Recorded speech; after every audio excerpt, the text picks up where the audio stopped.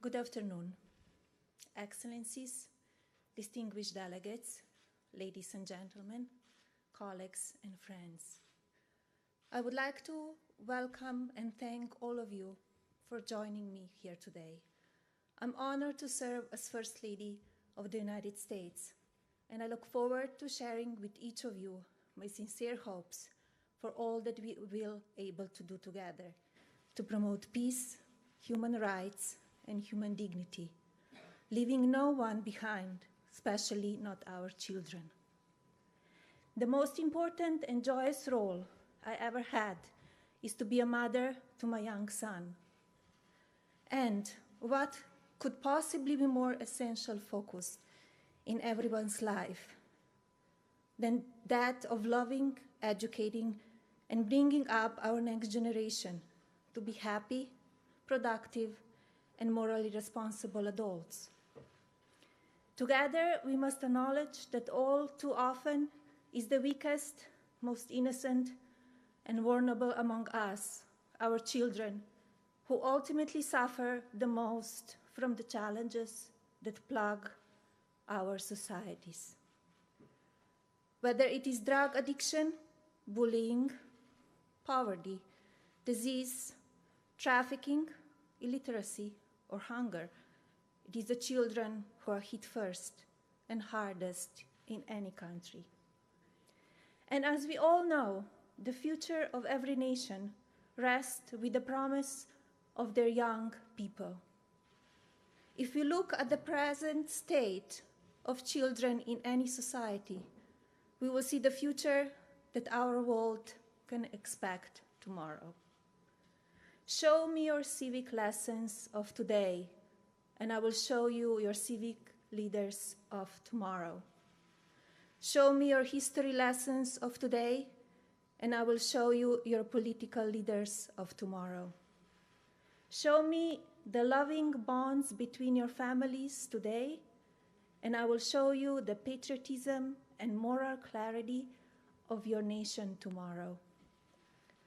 Our choices on how we raise and educate our children will in fact provide the blueprint for the next generation. If we do not advocate a love of country to our children and the generations to come, then why would our children grow up to fight for their countries, founding principles and moral truths? If we do not teach our children the importance of helping those less fortunate, wherever they may be, then why would they become caring adults who dedicate themselves to charity? If we do not ensure that our youth redefine their nation of community to reach beyond their own backyards, their own schools, and their own town halls, then why would we accept to see a new generation of leaders with a moral conscience that includes all of humanity?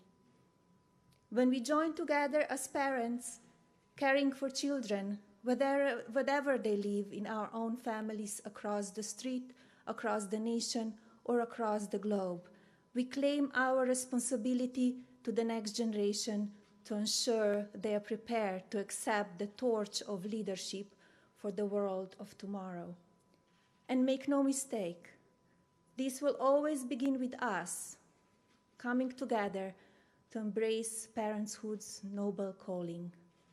Nothing could be more urgent nor worthy a cause than preparing future generations for the adulthood with true moral clarity and responsibility.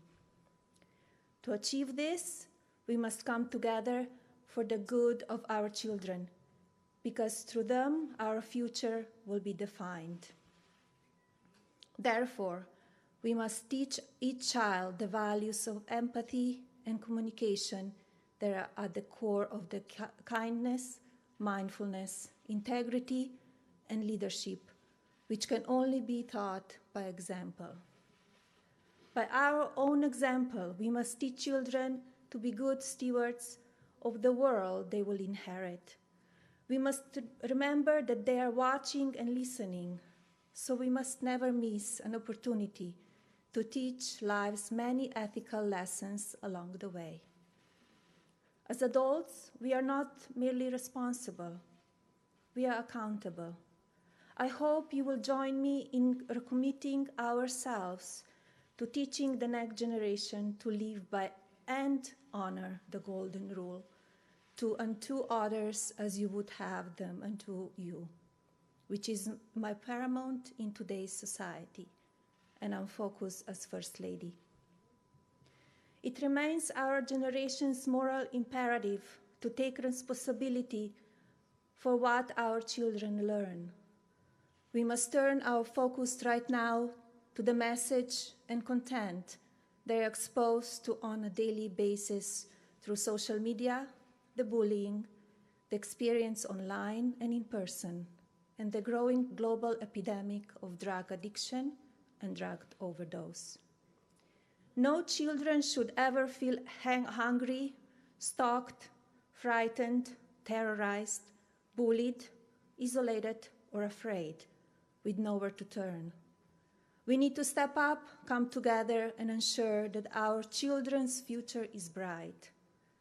In the coming months, I hope to reach out to each one of you here today, to call upon you for your support and guidance, and look forward to joining you in collaboration to support and educate our next generation.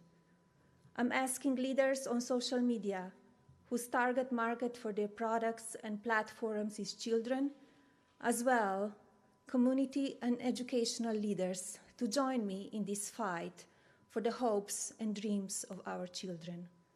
With all my heart, I want to thank you, each one of you, for being here today, and tell you how much I'm looking forward to working with you on behalf of our children.